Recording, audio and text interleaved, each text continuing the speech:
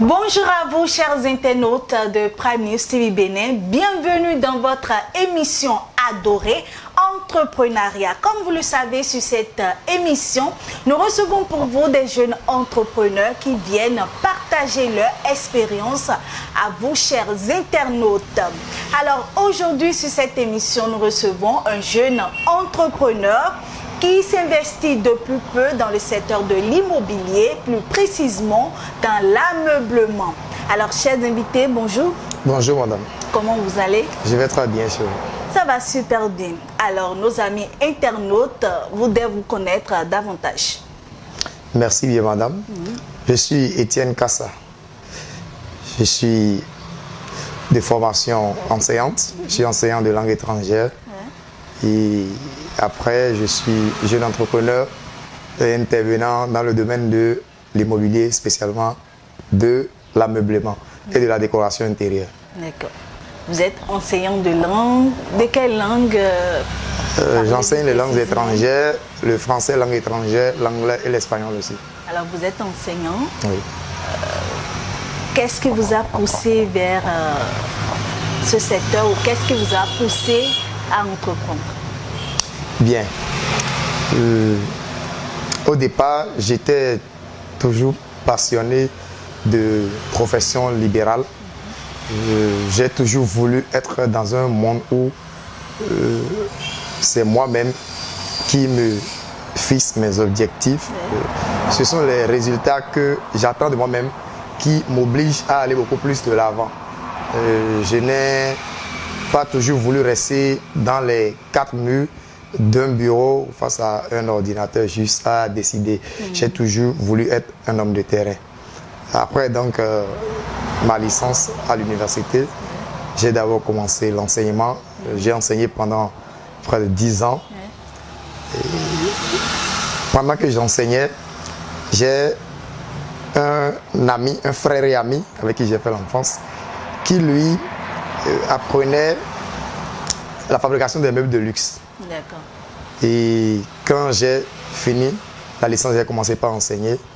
Et il finissait aussi sa formation et il recevait son diplôme. Et on était toujours amis. Et au départ, j'étais toujours son contact, son confident, son ami et frère. Au départ, nous avions créé un tout petit atelier. Et je lui ai dit, mais on peut quand même sortir de ce format d'atelier et devenir carrément un établissement, pourquoi pas une entreprise. Donc c'est de là que m'est venue l'idée de sortir de cette zone de confort dans laquelle on se voyait pour pouvoir aspirer à un statut d'entreprise, d'établissement et pouvoir titiller les plus grandes peut-être entreprises qui existent déjà dans le domaine. Du coup, c'est comme ça qu'est née mon ambition de rentrer dans la production et la fourniture de meubles de luxe. Je précise, nous sommes dans la production et la fourniture de meubles de luxe, du relooking des intérieurs de voitures, de la décoration intérieure. D'accord. Bon, si je comprends bien, si votre ami n'était pas en France, vous n'auriez pas cette chance-là ou de vous intégrer dans ce secteur, c'est bien ça? S'il n'était pas dans l'ameublement, j'ai saisi l'opportunité. J'ai saisi l'opportunité. S'il n'était pas dans l'ameublement, il est ici. Il a fait sa formation ici. Et s'il n'était pas dans l'ameublement, j'aurais choisi certainement autre chose. Parce que j'ai toujours voulu être un homme de terrain, un homme de contact avec ce qui pourrait me nourrir. Je n'ai pas voulu rester dans les quatre murs d'un bureau et décider. J'ai toujours voulu aller au contact de ce qui pourrait me nourrir. Donc c'est de là qu'elle est mon ambition d'entreprendre. Tout simplement. D'accord. Alors, quand l'ambition est née, voilà, comment vous aviez réellement démarré, vu que vous aviez commencé à fabriquer un peu des petites choses, des petits matériaux. Comment ça a été? Expliquez-nous un peu les débuts. Très bien. Comme toute entreprise, les débuts étaient très difficiles pour nous. Au début, nous avions créé un petit atelier où nous fabriquions de meubles pour des armées. Moi, j'étais chargé personnellement d'aller discuter avec des gens, de faire connaître nos activités, de proposer nos services à des particuliers, comme responsable marketing, à des particuliers. Et mon frère, lui, se chargeait de la production, se chargeait de la partie technique de la production. Moi, je me chargeais d'aller au contact des gens, de faire le marketing. J'étais en quelque sorte le responsable commercial. Je devais aller chaque fois sur le terrain. Et petit à petit, je suis sorti du lot des particuliers. On a commencé par aborder des hôtels, des résidences privées où nous savons que là-bas, forcément, le meuble est sollicité, le rideau est sollicité. Il y a des guéridons, il y a des buffets, il y a des postes télé. Tout ce qui concerne la décoration et l'ameublement intérieur est sollicité. J'ai commencé par me rendre à ces endroits-là pour proposer nos services. Et petit à petit, ça a pris. On est resté dans ce petit atelier-là. On a quitté le statut de simple matelassier pour devenir un établissement de production et de fourniture de meubles de luxe qu'est La Persévérance. Ici, nous sommes à La Persévérance, meubles et décors. Donc, c'est un peu ça notre parcours. Aujourd'hui, nous ne sommes pas encore arrivés où on souhaiterait être, mais nous sommes quand même fiers de notre parcours. Ça n'a pas été facile. Ça fait déjà 12 ans que nous sommes là-dedans. Ça fait 12 ans déjà. Et durant ces 12 ans, nous avions toujours voulu pousser nos limites un peu plus loin. Ce qui a beaucoup plus donné un tournant à notre parcours est qu'à un moment donné, j'ai décidé que nous ne fassions plus que l'ameublement. On a dû ajouter d'autres services comme de petits travaux de réaménagement de maisons, d'un local de bureau où on pouvait reprendre la peinture qui n'est pas de la décoration, on pouvait reprendre votre peinture, on pouvait reprendre votre carrelage, on pouvait reprendre votre système d'électricité, on pouvait reprendre la climatisation. Donc on a dû associer après d'autres activités et cela nous a propulsé devant. Aujourd'hui, je vous parle, nous avons des touches particulières, des travaux déjà réalisés dans certaines structures, certaines institutions où si vous y allez, vous ne saurez même pas que c'est nous qui avons réalisé ces travaux. D'accord. Alors, durant tout ce temps, est-ce que vous êtes uniquement resté au niveau du service commercial ou vous êtes aussi intervenu dans la production? Je ne suis pas directement intervenu dans la production parce que, je le dis souvent, lorsque Dieu permet que vous soyez deux, ou du moins trois, sur une activité, certainement il laisse des compétences distinctes à chacun de vous. Il y a certainement quelqu'un qui est beaucoup plus point dans peut-être la partie technique, l'autre l'est beaucoup plus dans la partie commerciale, l'autre l'est beaucoup plus peut-être dans les relations avec d'autres personnes. Donc ça fait que je n'ai pas voulu forcément m'y impliquer. Il y a beaucoup de choses que je connais, que je sais faire dans le domaine, mais je n'ai pas voulu trop m'y impliquer pour pouvoir faire cette séparation. Mon frère, quand il y a une commande, il a besoin de moi. Si c'est lui qui reçoit la commande, c'est moi qui dois aller discuter avec le client, lui faire les propositions, lui montrer les atouts des services que nous lui offrons. Si c'est moi qui vais voir le client, je dois revenir le voir pour qu'on s'asseye, qu'on discute, pour dire voilà ce que j'ai discuté avec le client. Bon, comment est-ce que tu penses que cela peut être fait? Du coup, un seul d'entre nous ne peut jamais se lever, prendre un marché, l'exécuter comme ça. On s'est tellement organisé sur ce plan que ça ne nous dérange pas que ce soit comme ça, que c'est l'un qui se charge de cette partie, que c'est l'autre qui se charge de l'autre. D'accord. Alors, responsable commercial, si je peux le dire ainsi, Quelles sont les difficultés que vous avez eu à rencontrer depuis que vous êtes dans ce secteur? Depuis que nous sommes dans ce secteur, je peux dire que les difficultés sont de divers ordres. En particulier vous? Les difficultés particulières que nous avons rencontrées, c'est la discussion avec la clientèle. Nous sommes tellement habitués à des achats ou du moins à des discussions amenant à avoir quelque chose de moins cher. Alors que chez nous, ici, à la Persévérance Meubles Décor, nous misons sur la qualité et nous préférons qu'on nous taxe un peu plus cher tout en offrant la qualité que de faire comme tout le monde et de produire un meuble qui ne dure que peut-être 2 ans chez le client. Nous préférons rester dans notre système où on nous taxe d'un peu cher. Nous, c'est mieux pour nous qu'on nous taxe d'un peu cher, que nous puissions produire de la qualité.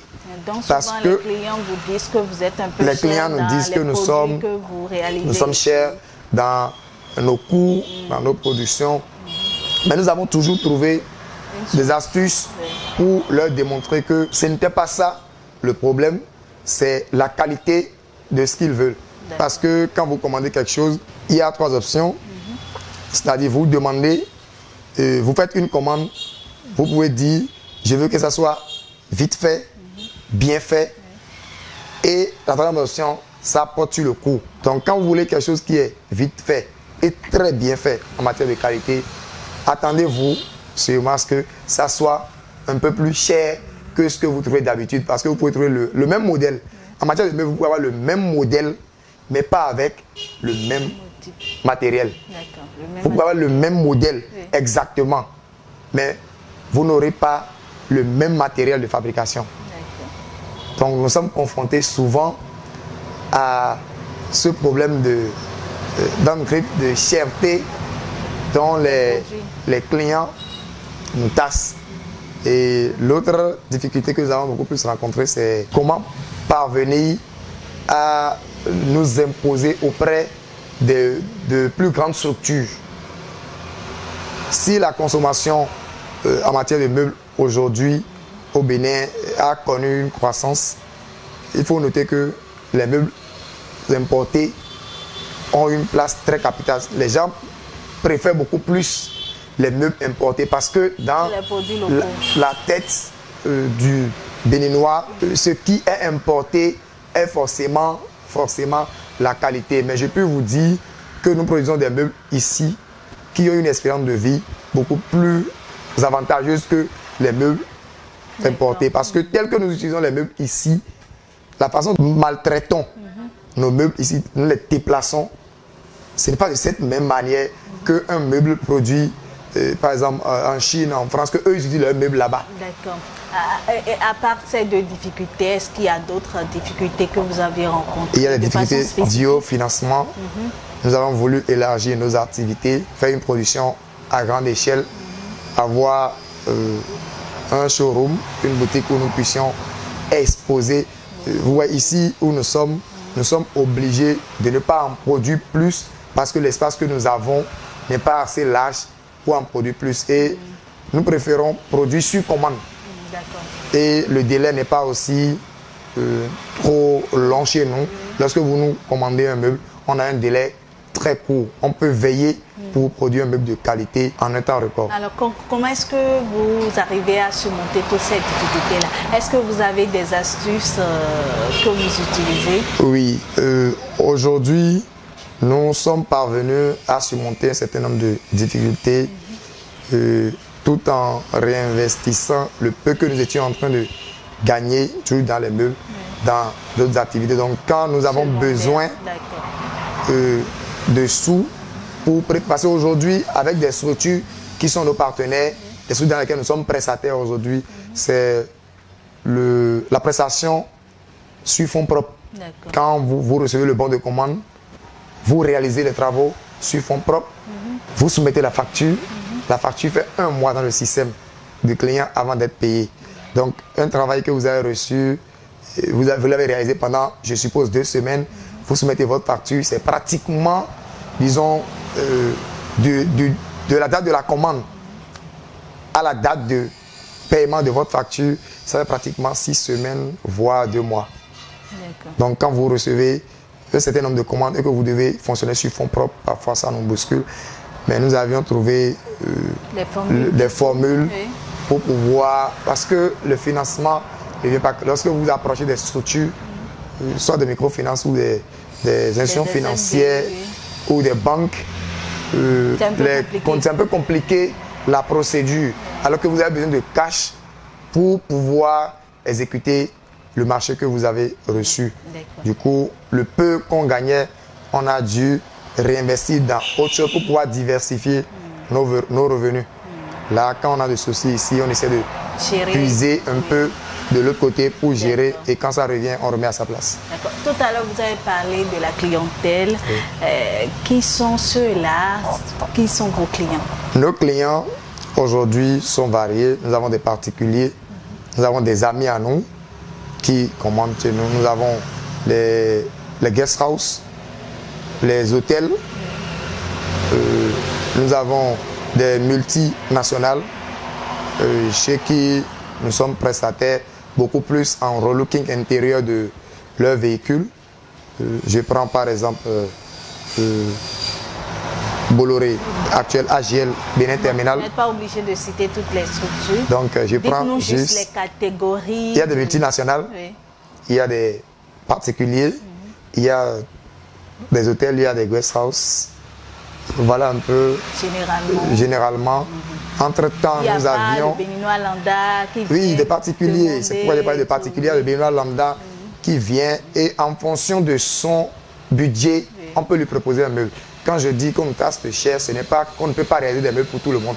On en réalise pour tout le monde. Mais en fonction de votre budget, nous vous proposons ce qu'on peut vous faire, mais de solide. Alors, autre question, vous avez des projets futurs? Nous avons des projets futurs. J'en ai parlé déjà. L'un de nos projets phares est de pouvoir étendre nos activités pour une production à grande échelle. Parce que les meubles qui viennent de l'extérieur, on les voit, c'est tellement des gens qui les produisent et c'est parce qu'ils ont les moyens d'en produire assez qu'ils en produisent jusqu'à ce que cela ne vienne ici chez nous. Le gros problème des fabricants de meubles aujourd'hui au Bénin, c'est le bois. C'est le bois. Ici, nous n'utilisons que le bois d'ébène.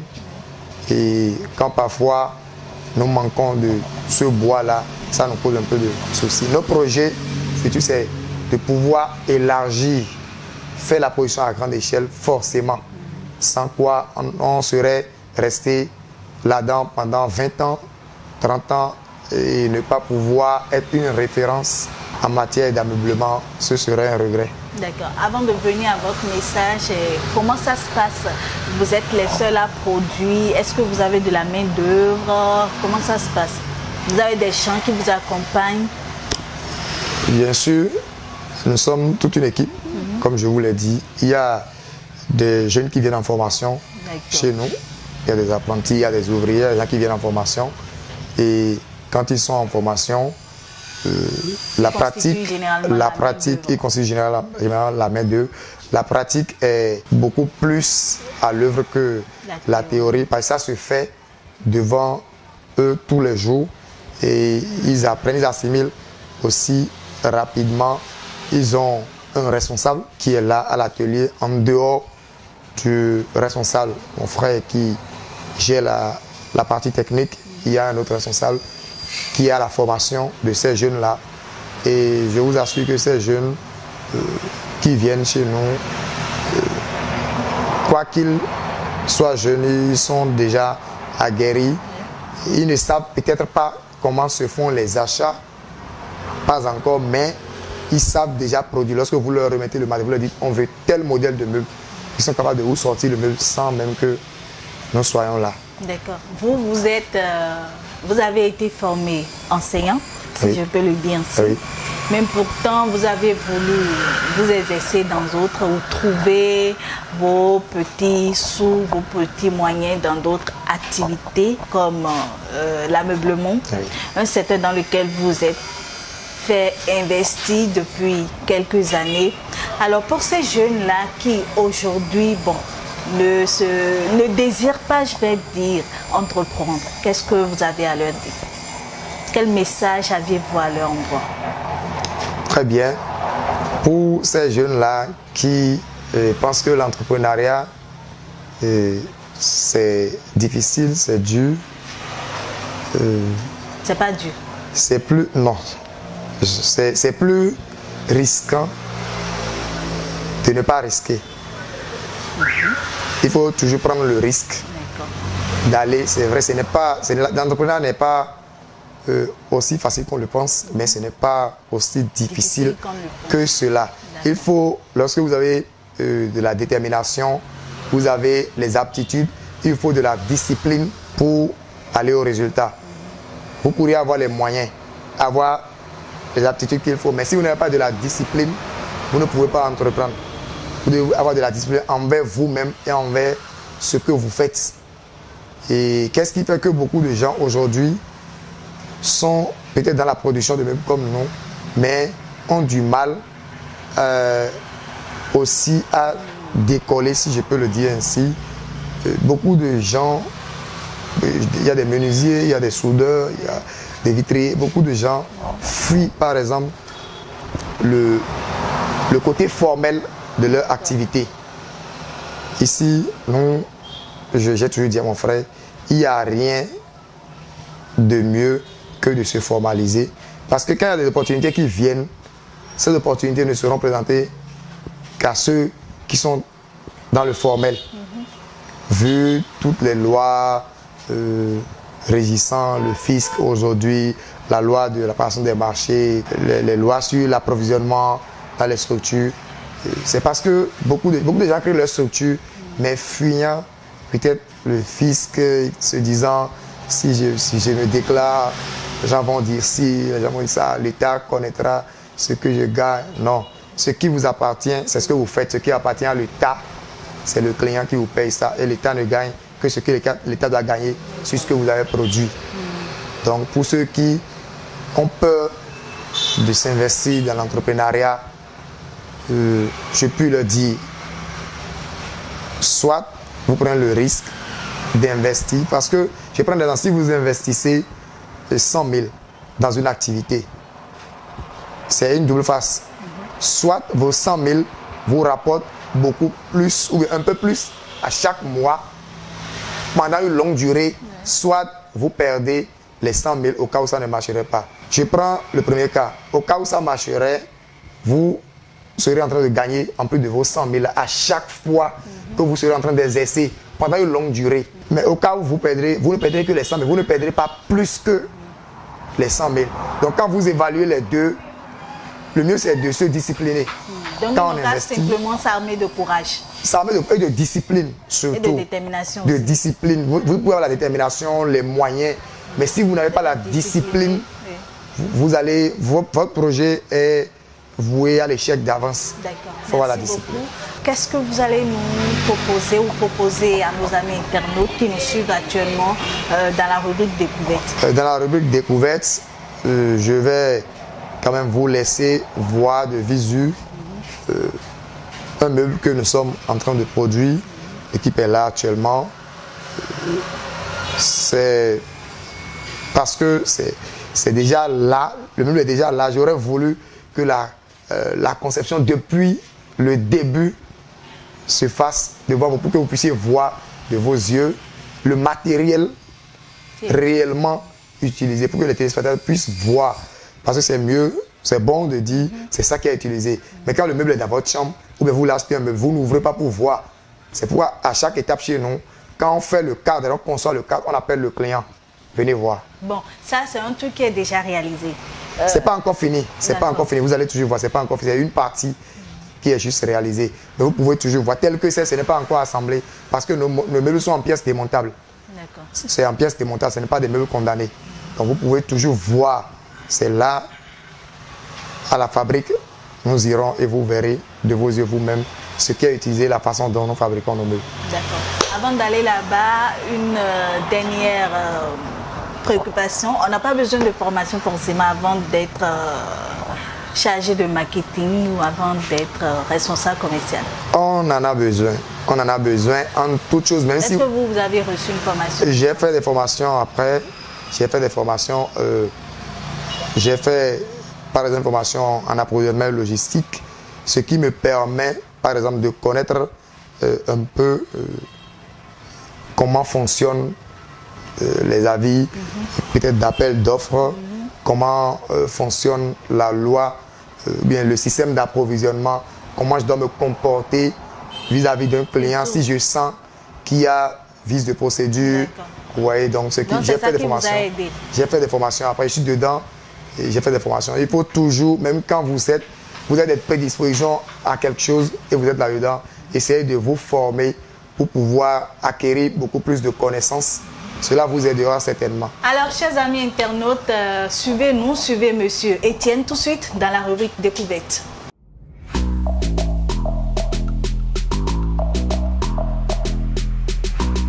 Voilà, comme je vous l'ai dit, nous sommes ici à la fabrique, sur le lieu de production de nos meubles. Et là, maintenant, nous allons pouvoir faire un petit tour pour que je puisse vous expliquer un peu tel que nous fonctionnons. La procédure de fabrication de nos meubles tel que je vous l'avais expliqué. Nous allons donc commencer par ici. Ici, vous avez des cadres.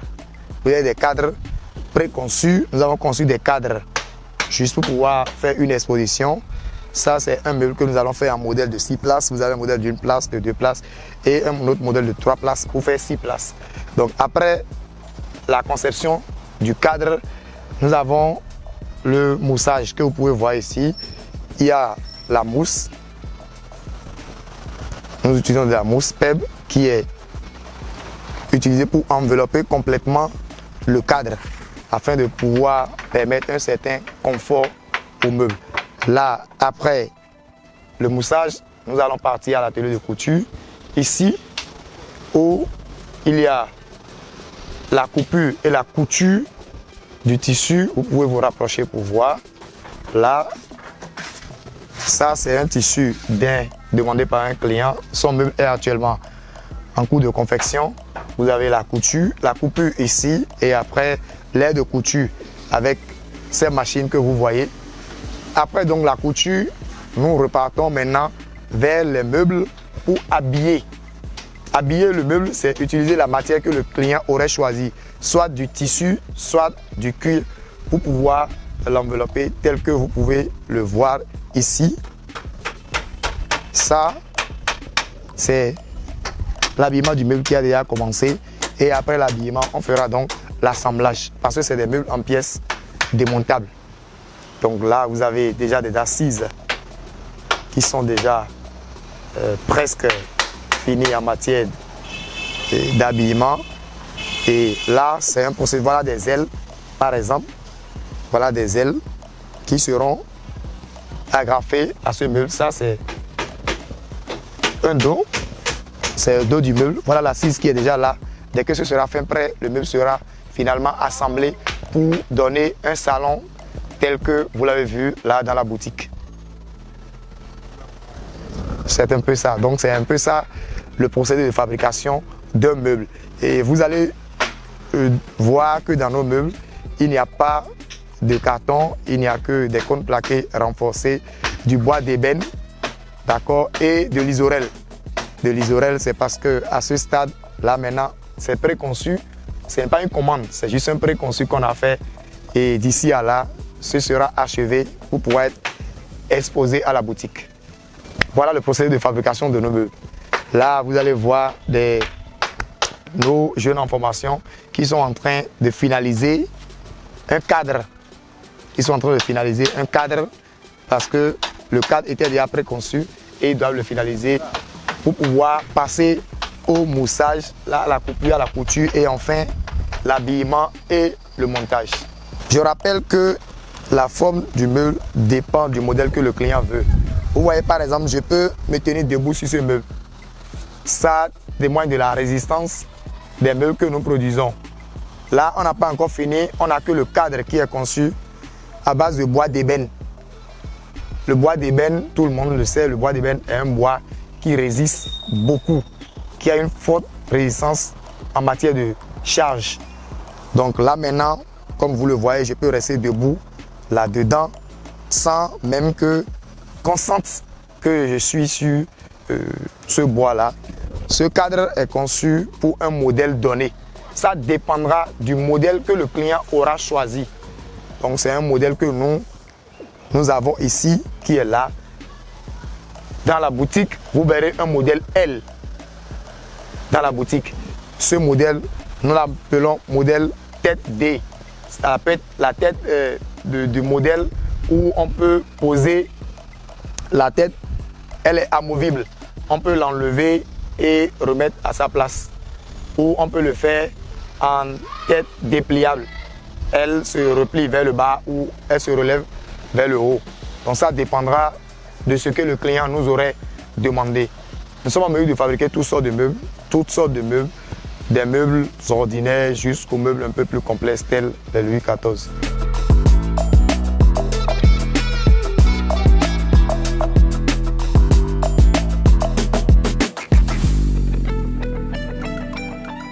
Alors, amis internautes, nous voilà à la fin de notre émission Entrepreneuriat, votre émission préférée. Monsieur Etienne Kassa, je voudrais vous demander pour finir, est-ce qu'avec cette activité ou avec cet exercice, voilà, en griffe, vous arrivez à joindre les deux bouts? Oui, nous arrivons pleinement à joindre les deux bouts, puis c'est une activité comme toute autre. Et c'est une activité de production et de fourniture de meubles ou des structures données. L'essentiel est de pouvoir s'assurer que la clientèle soit là. Il faut pérenniser et fidéliser sa clientèle. Tant que c'est comme ça, vous aurez toujours de quoi vivre de votre travail. C'est un travail comme tout autre et nous nous plaisons dedans, même si nous essayons toujours de sortir de notre zone de confort, d'essayer de toucher d'autres horizons, de mettre la barre un peu plus haute à chaque fois que nous en avons la possibilité. D'accord, merci beaucoup. Merci. Merci beaucoup à vous, chers internautes, de nous avoir suivis. Alors, j'ai tout simplement envie de vous dire, si vous avez envie, voilà, excusez la tautologie, de faire quelque chose, n'hésitez pas, allez-y, lancez-vous tout simplement. Merci et à très bientôt.